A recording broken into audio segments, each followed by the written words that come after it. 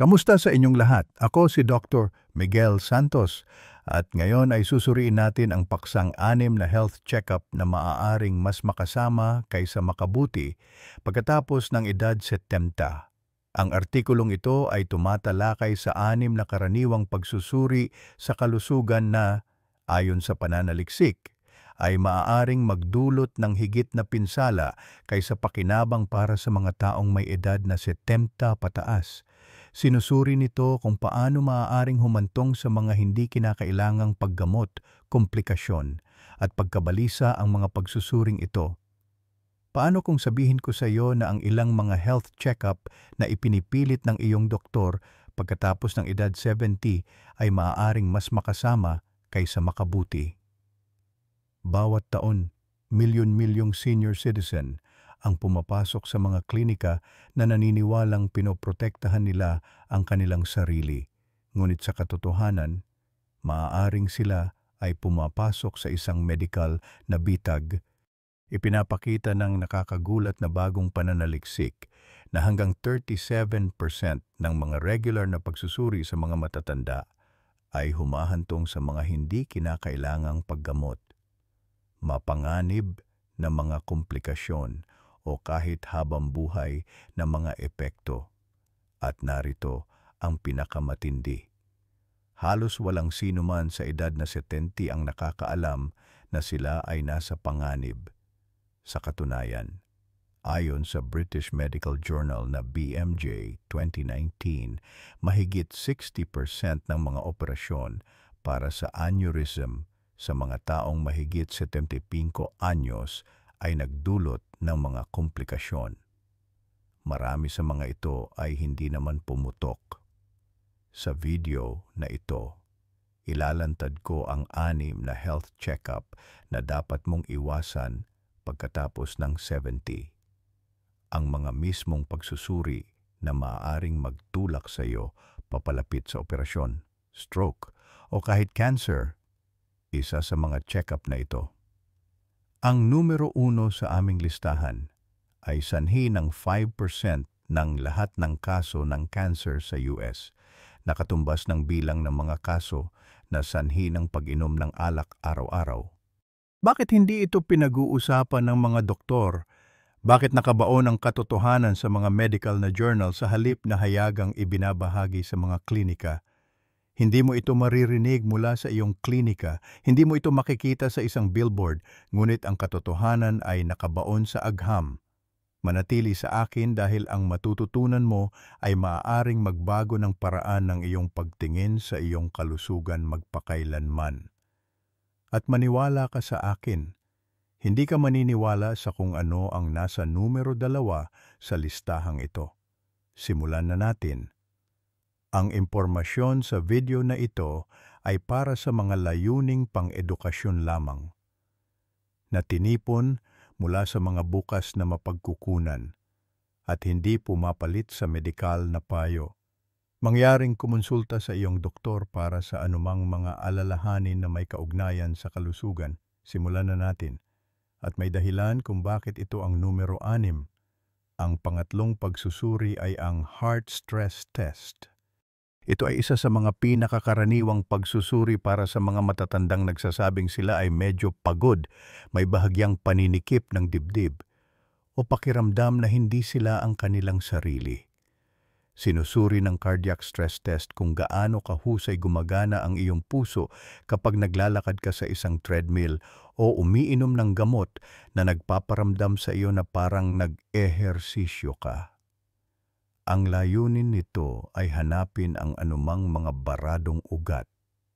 Ngunit paglampas ng edad na 72 ang pagsusuring ito ay madalas na mas makakasama kaysa makabuti, lalo na kapag ginagawa sa mga pasyente na walang malinaw na mga palatandaan ng sakit sa puso. Ang problema ay maaari itong magdulot ng mga maling alarma at humantong sa mga operasyon sa puso na hindi pa kailangan ngunit mapanganib pa rin. Ang alalahanin ay tungkol sa katumpakan nito. Ipinapakita ng pananaliksik na para sa mga taong mahigit 70% ng mga maling positibo, kung saan sinasabi ng pagsusuri na may problema sa puso na wala naman talaga ay maaring umabot sa 40%. Ito ay maaring mga hulugan ng karagdagang mga pagsusuri, kabilang ang mga angiogram at marahil mga hindi kinakailangang stent o bypass procedure. Natuklasan ng isang malaking pananaliksik sa JAMA Cardiology noong 2017 na higit sa kalahati ng mga stent na inilagay kasunod ng mga rekomendasyon sa stress test ay ibinigay sa mga taong walang anumang makabuluhang sintomas o hindi gumaling mula sa mga ito. Dahil dito, ang mga individual na ito ay hindi humaba ang buhay o gumaan ang pakiramdam sa araw-araw. Gayunpaman, ang naranasan ng maraming tao ay mas maraming pagdurugo, mga problema sa bato mula sa mga contrast dye, at mas matagal na pananatili sa ospital. Halimbawa, si Raymond ay isang 70 taong gulang na retiradong kartero na mahilig maglakad araw-araw. Sinabi niya na ang pag-akyat sa mga burol ay medyo nakakapagod sa kanya sa isang regular na check-up. Nagpa siya ang kanyang doktor na magsagawa ng stress test para makasiguro. Ipinadala si Raymond para sa isang catheterization nang hindi malinaw ang mga resulta ng pagsusuri. Nangangahulugan ito na isang tubo ang ipinasok sa mga ugat upang hanapin ang mga bara. Mayroong maliit na pagkitid sa makatuwid. Isang stent ang inilagay. Nagkaproblema sa bato si Raymond ng gabing iyon dahil sa ginamit na dye. Kinailangan niyang manatili sa ospital ng 6 na araw at pagkatapos ay sumailalim sa karagdagang therapy sa loob ng ilang linggo. Ang pagkapagod ni Raymond ay hindi bumuti dahil hindi ito galing sa kanyang puso. Lumabas na kailangan lang niyang uminom ng mas maraming tubig at magpahinga ng mas matagal sa pagitan ng mga pagkain na karaniwan sa mga matatanda. Kaya, kung ikaw ay higit sa 70 at hindi nakakaranas ng mga karaniwang issue sa puso, tulad ng pananakit ng dibdib kapag gumagalaw, kakapusan ng hininga kapag gumagalaw, o isang kapansin-pansing kawalan ng enerhiya sa katamtamang pagsisikap, ang isang stress test ay maaaring mas makasama sa halip na makabuti. Ang isang pangunahing resting EKG na sumusubok sa ritmo ng iyong puso habang ikaw ay nagpapahinga, o isang coronary calcium scan na nagsasabi kung mayroong mapanganib na plaka ay madalas na mas ligtas at mas simpleng mga pagpipilian. Ang mga alternatibong ito ay mas malamang na hindi ka akayin sa mga therapy na hindi mo kailangan. Dumiretso tayo sa ikalimang pagsusuri at pag-usapan kung bakit ito maaring makasama sa kalidad ng iyong buhay nang hindi mo nalalaman. Ang bone density scan ay numero 5, tila simple sa simula. Ang scan ay mabilis, walang sakit, at hindi gumagamit ng mga karayom. Aalis ka na alam kung ang iyong mga buto ay malamang na mabali. Ngunit narito ang isang bagay na marahil ay hindi mo maririnig. Ang isang pagsusuri sa densidad ng buto ay karaniwang maaaring magdulot sa iyo ng higit na pagkabalisa kaysa sa tulong pagkatapos mong maging 70. Ang isang DEXA scan ay isang pagsusuri na naghahanap ng osteoporosis sa pamamagitan ng pagsuri kung gaano kalakas o kakapal ang iyong mga buto. Para sa karamihan ng mga matatanda, lalo na sa mga kababaihan, ang mga resultang ito ay halos palaging nagpapakita ng ilang paghina ng buto. Kahit na ang iyong tunay na panganib ay hindi ganoon kalaki, iyon ay dahil habang tumatanda tayo, natural na nawawalan tayo ng bone mass tulad ng pagkakaroon ng puting buhok o mga kunot. Ito ay isang regular na bagay.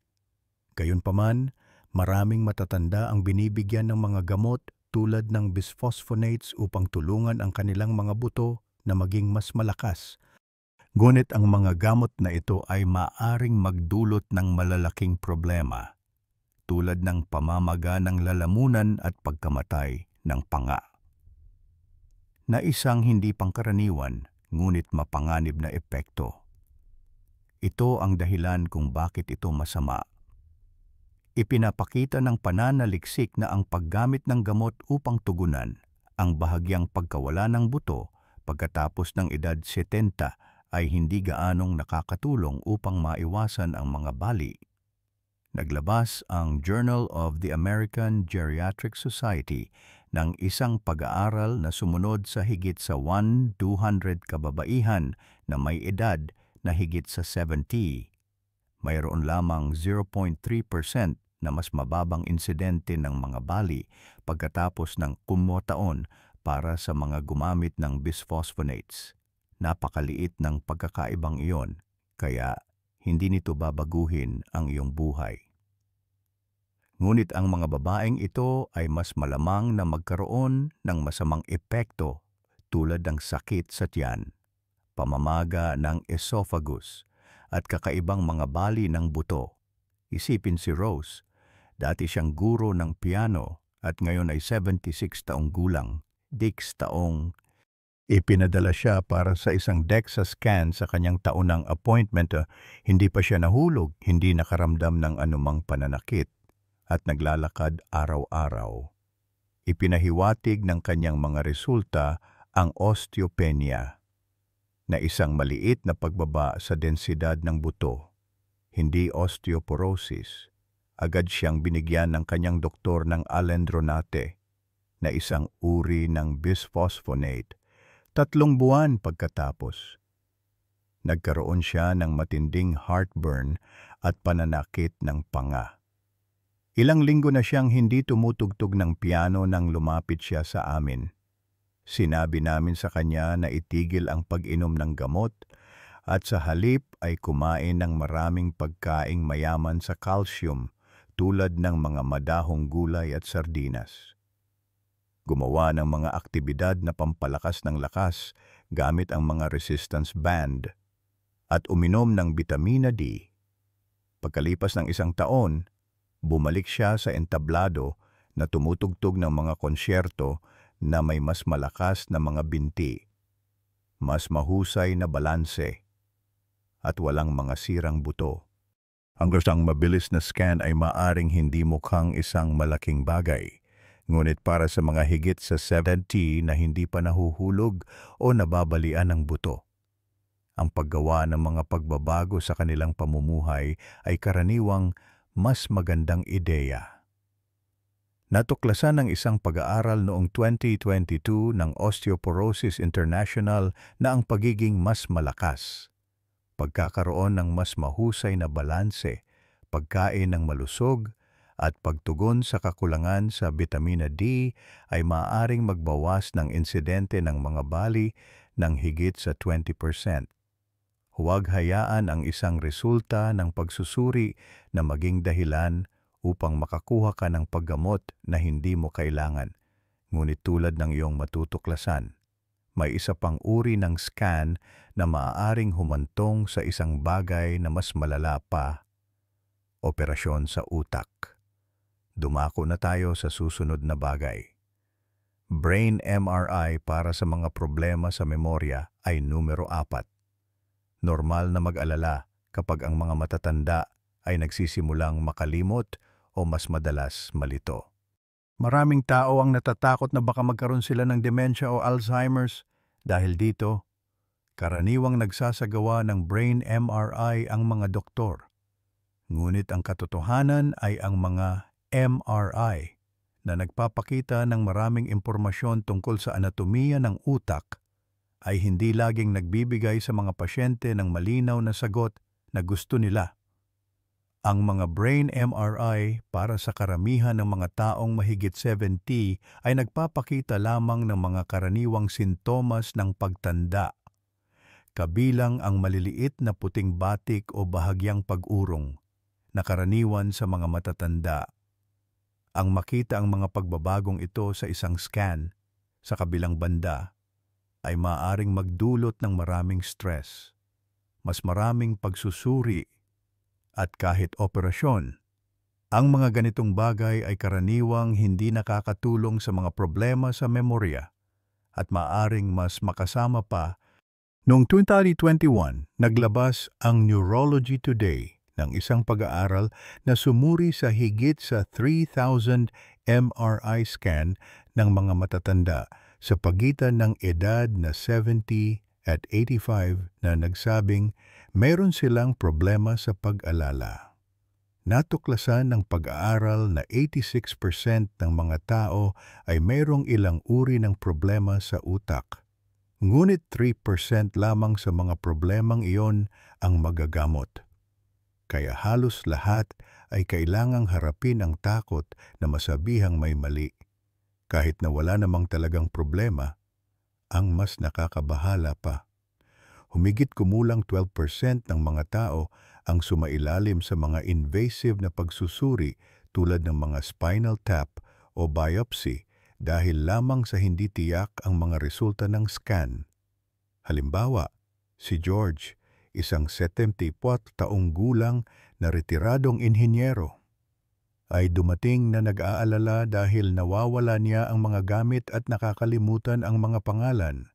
Inutusan siya ng kanyang doktor na magpa-MRI na nagpakita ng ilang abnormalidad sa white matter. Kahit na matalino pa rin siya sa intelektual, nag-alala si George dito. George, itinigil niya ang pagmamaneho, pagpunta sa simbahan, at sa paglipas ng panahon ay mas lalo siyang natakot. Ngunit nang bigyan namin siya ng isang karaniwang cognitive test, ang kanyang pag-iisip ay ganap na normal. Sinabi namin sa kanya na ang mga pagbabago sa MRI ay normal para sa isang taong kaedad niya at sinabihan namin siyang magtrabaho sa mga bagay tulad ng sapat na tulog, pag-inom ng tubig at paggawa ng mga ehersisyo sa utak. Bumuti ang kanyang memorya sa loob lamang ng 3 buwan at naramdaman niyang muli ang kanyang sarili. Ang katotohanan ay ang isang brain MRI ay hindi gaanong nakakatulong para sa mga katamtamang problema sa memorya maliban kung ang individual ay nakakaranas ng malalaking neurological disorder tulad ng mga seizure, biglaang pagbabago sa personalidad, o mabilis na pagkawala ng mga pang-araw-araw na kasanayan. Ang isang cognitive screening test ay isang magandang lugar upang magsimula. Ito ay isang simpleng pagsusulit na papel at lapis na sumusuri sa memorya, atensyon, at mga kakayahan sa paglutas ng problema. Ito ay simple, mura, at pinipigilan ang mga tao na ma-stress sa mga maling alarma. Maghanda dahil ang susunod na pagsusulit sa countdown ay isa na marahil ay naranasan mo na nang higit sa 1 beses. 3. Regular na abdominal ultrasounds upang suriin ang mga aneurysm sa mga senior na walang anumang sintomas. Hindi lahat ng tahimik na panganib ay nararapat sa isang malaking solusyon. Minsan ang sobrang paglapit ay maaaring magpalala ng mga bagay. Ang abdominal aortic aneurysm, isang AAA, ay isang umbok o paglapad sa pader ng aorta na siyang pangunahing ugat na dumadaloy sa tiyan. Karamihan sa mga aneurysm sa mga matatanda ay napakabagal lumaki at hindi kailanman nagiging isang alalahanin. Ngunit kung sila ay pumutok, maaari silang maging malubha. Gayunpaman, maraming mga taong higit sa 70 ang binibigyan ng regular na mga pagsusuri sa ultrasound para sa mga aneurysm. Kahit na wala silang anumang mga sintomas o malalaking mga kadahilanan ng panganib, ang issue ay kung ano ang nangyayari kapag may isang maliit na bagay na natuklasan. Ang operasyon ay bihirang gawin sa maliliit na aneurysm, lalo na sa mga mas mababa sa 5 cm. Bagaman madalas silang nagdudulot ng mga taon ng paulit-ulit na imaging, pagkabalisa, at pag-aalala na hindi kinakailangan. Kapag naibigay na ang isang diagnosis, ito ay nagiging isang pasanin sa isip na bihirang humantong sa anumang tunay na benepisyong medikal sa pangkat ng edad na ito. Tumaas ang mga panganib kapag ginawa ang operasyon. Ang elective na pag-aayos ng aneurysm sa mga matatanda ay may malaking panganib ng mga komplikasyon tulad ng atake sa puso, stroke, pinsala sa bato at kamatayan, lalo na sa mga mayroon ng problema sa puso o baga. Isang sistematikong pagsusuri noong 2014 sa The Lancet ang nagtapos na ang screening para sa ATA ay hindi nagpababa ng pangkalahatang rate ng kamatayan sa mga lalaki na higit sa 75 at hindi nakatulong sa mga kababaihan sa anumang edad sa anumang paraan. Sinasabi ng United States Preventive Services Task Force USPSTF na ang mga lalaki na higit sa 75 ay hindi dapat sumailalim sa regular na screening para sa aneurysm dahil ang mga benepisyo ay kaunti at ang mga panganib ay malaki. Gayon din, isang pag-aaral mula 2019 na inilathala sa British Medical Journal ay nagsabi na higit sa 60% ng mga matatanda na sumailalim sa operation para sa aneurysm ay nagkaroon ng hindi bababa sa isang malaking problema at marami sa mga aneurysm na ito ay hindi kailanman pumutok. Isipin si Walter, na 79 taong gulang at dating guro. Okay ang pakiramdam niya, ngunit sa isang regular na check-up, nagpasya siyang magpa-abdominal ultrasound. Ipinakita ng scan ang isang aneurysm na 3.8 cm ang lapad. Sinabi ng doktor na hindi kailangan ng agarang aksyon. Ngunit si Walter ay masyadong natakot para isipin ang anumang bagay. Itinigil niya ang pag-eehersisyo, paglabas kasama ang mga kaibigan, at binawasan ang mga bagay na ginagawa niya araw-araw. Lumipas ang 2 taon, hindi lumaki ang aneurysm. Ngunit ang kalusugan at kumpiyansa ni Walter ay lumala ng husto. Para sa mga senior na walang anumang sintomas, kasaysayan ng pamilya ng mga aneurysm o kasaysayan ng paninigarilyo, ang isang ultrasound sa tiyan ay hindi gaanong nakakatulong. Sa karamihan ng mga pagkakataon, mas mainam na tumuon sa iyong pamumuhay, tulad ng pagpapanatili ng iyong presyo ng dugo sa check, pagiging aktibo, pagkain ng malusog, at pagharap sa stress. Ang screening ay hindi dapat gawin sa lahat ng oras. Para sa mga matatanda na higit sa sedentase, ang paggawa ng mas kaunti kapag tama ay madalas na nangangahulugang mas mahusay na pamumuhay. Ang pangalawa ay isang colonoscopy. Maaring hindi mo ito naisip, ngunit ang mga colonoscopy na gumagamit ng isang mahabang camera upang tingnan ang loob ng iyong kolon ay hindi karaniwang ang pinakamahusay na pagpipilian para sa mga taong higit sa 70. Karaniwang hindi ito inirerekomenda ng mga doktor pagkatapos ng edad na 75 maliban kung may malinaw na mga palatandaan na kailangan mo nito. Unti-unting tumataas ang mga panganib habang tumatanda ka. Mahirap ang paghahanda para sa pagsusulit. Nangangahulugan ito ng pag-inom ng malalakas na laxative na maaaring maging sanhi ng pagkahilo, makapinsala sa iyong mga bato o maging sanhi ng pagka-dehydrate. Ang mga pampakalma na ginagamit sa panahon ng paggamot ay mas nagpapataas ng panganib at maaari pang ngang makapinsala sa utak sa mga matatanda. Maraming tao ang nagugulat na ang mga colonoscopy ay maaaring magdulot ng mga problema sa kanilang sarili tulad ng pagdurugo, mga punit sa colon o mga problema sa ritmo ng puso dahil sa sedasyon. Isang pag-aaral sa JAMA Internal Medicine mula 2019 ang sumuri sa higit sa 1.3 milyong mga enrollees ng Medicare na 70 o mas matanda. Ipinakita ng mga istatistika na para sa bawat 1,000 colonoscopies na ginawa sa mga taong higit sa 78 dalawang buhay lamang ang naligtas, habang higit sa 20 katao ang nagkaroon ng malalaking epekto. Nangangahulugan iyon na ang panganib ay 10 beses na mas mataas kaysa sa gantimpala. Karamihan sa mga polyp ay dahan-dahang lumalaki at maliliit kahit na sila ay matagpuan. Sa mga matatanda, ang pag-alis ng mga polyp na ito ay minsan ay mas mapanganib kaysa sa pag-iwan sa kanila.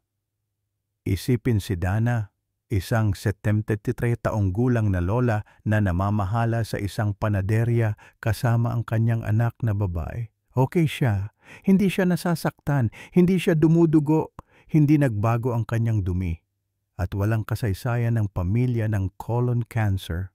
Kahit nakatatapos lang niya ng training, hinikayat siya ng kanyang bagong doktor na kumuha ng screening colonoscopy anuman ang mangyari. Pumayag siya. Tinanggal ng doktor ang isang maliit na polyp sa panahon ng paggamot. At pagkatapos ay umuwi si Dana.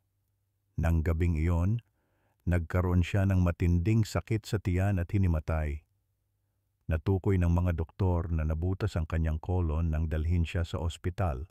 Inabot siya ng 9 na araw upang gumaling, nawalan ng 10 lbs at hindi naganap na bumalik sa dati niyang sarili. Napansin namin na dati siyang nagkaroon ng 2 malinaw na colonoscopies, kaya hindi na niya kailangang kumuha ng isa pa. Sinasabi ng US Preventive Services Task Force na karamihan sa mga tao ay dapat tumigil sa pagkuha ng regular na mga pagsusuri sa colon cancer sa edad na 75.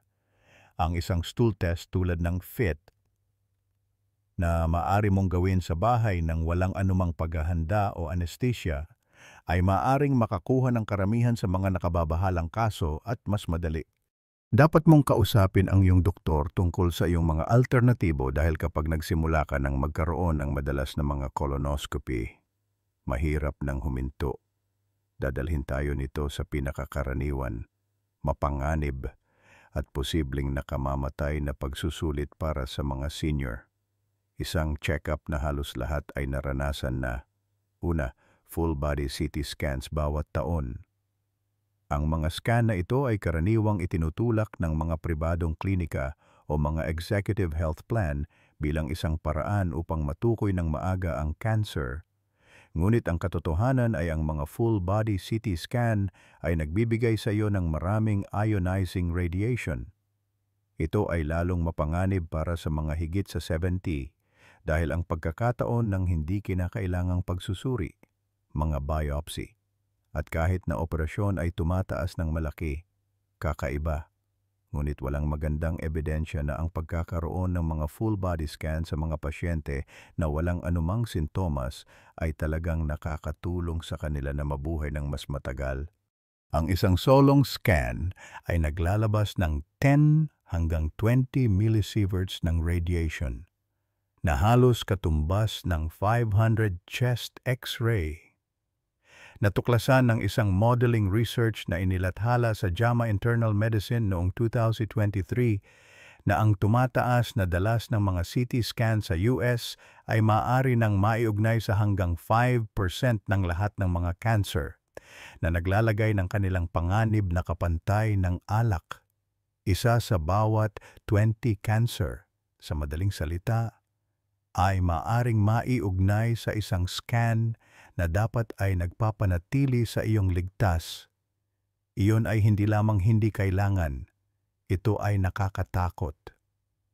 Ang mga scan na ito ay maaring makahanap ng mga natural na palatandaan ng pagtanda, tulad ng mga nodule, calcification, o cyst na hindi mapanganib. Ngunit kung sila ay matagpuan, naglalabasan ang mga alarma at ginagawa ang mga karagdagang scan, pagsusuri at paminsan-minsan mga biopsy na maaaring maging sanhi ng pagkabalisa sa mga tao. Halimbawa, si Marcos ay isang aktibong 80 taong gulang na dating nagtuturo ng martial arts sa ibang mga matatanda. Maganda ang pakiramdam niya. Kaya nagpasya siyang magkaroon ng isang advanced health examination sa isang pribadong klinika. Ipinakita ng kanyang scan ang isang maliit na 3 mmHg na nodule na humantong sa isang bilang ng mga referral. Ipinadala siya sa isang oncologist. Nagkaroon ng naka-schedule na PET scan at pagkatapos ay nagkaroon ng needle biopsy. Ang huling ulat ay walang nakitang mapanganib, ngunit ang biopsy ay naging sanhi ng pagbagsak ng bahagi ng kanyang baga. Kaya kinailangan niyang manatili sa ospital ng 2 buwan upang gumaling. Lahat ng ito para sa isang bagay na hindi kailanman naging problema. Iminumungkahi ngayon ng mga eksperto na ang mga taong walang anumang sintomas ay hindi dapat magkaroon ng full-body CT scans. Sinasabi ng malinaw ng American College of Radiology na walang patunay na nakikinabang sila at may magandang posibilidad na sila ay makakasama kung nakakaranas ka ng mga sintomas tulad ng pagbaba ng timbang ng walang dahilan, pag-ubo ng dugo o pamamaga na nakikita mo. Makatuwirang gumamit ng nakatarget na imaging. Ang pag-scan sa iyong buong katawan ng walang magandang dahilan ay tulad ng paghahanap ng ginto gamit ang isang landmine detector. Maaari kang makahanap ng isang bagay, ngunit ang mga kahihinatnan ay maaaring mas malala kaysa sa iyong ikinababahala. Mas mainam na bigyang pansin kung ano ang iyong nararamdaman, kung ikaw ay malusog. Magpatuloy sa pagpunta sa doktor ng regular at magkaroon lamang ng mga pagsusuri kapag talagang kailangan mo ang mga ito. Huwag hayaan ang takot na maging dahilan upang magkaroon ka ng mga pagsusuri na hindi mo kailangan. Iyon ay maaaring magdulot ng higit na pinsala kaysa sa kabutihan. Tandaan na ang 5 pagsusulit na ito ay maaaring mukhang kapaki-pakinabang sa simula. Ngunit maaari talaga silang lumikha ng mga paghihirap, lalo na pagkatapos ng edad 70. Ang medisina ay maaaring gumawa ng mga kamangha-manghang bagay, ngunit hindi ito perpekto. Minsan ang pinakamagandang gawin ay pumili ng mas kaunti. Laging magtanong, ano ang susunod na mangyayari? Kung ang pagsusulit na ito ay may ipinapakita, kung hindi mo alam kung ano ang mangyayari, o kung ang mga panganib ay mas malaki kaysa sa mga posibleng pakinabang, maaari kang pumili na mag-pause. At huwag kalimutan na ang pinakamahusay na paraan upang manatiling malusog ay ang paggawa ng magagandang pagpili araw-araw, mag-ehersisyo, kumain ng malusog na pagkain, matulog ng sapat, at pumili ng mga medikal na pagsusuri ng matalino. Ikaw ba o ang isang taong mahalaga sa iyo ay nagkaroon na ng mga problema dahil sa isang pagsusuri o paggamot na hindi kinakailangan? Anong nangyari? Mangyaring ibahagi ang iyong kwento at kung ano ang iyong iniisip sa mga komento. Gusto naming marinig mula sa iyo. Salamat sa panonood.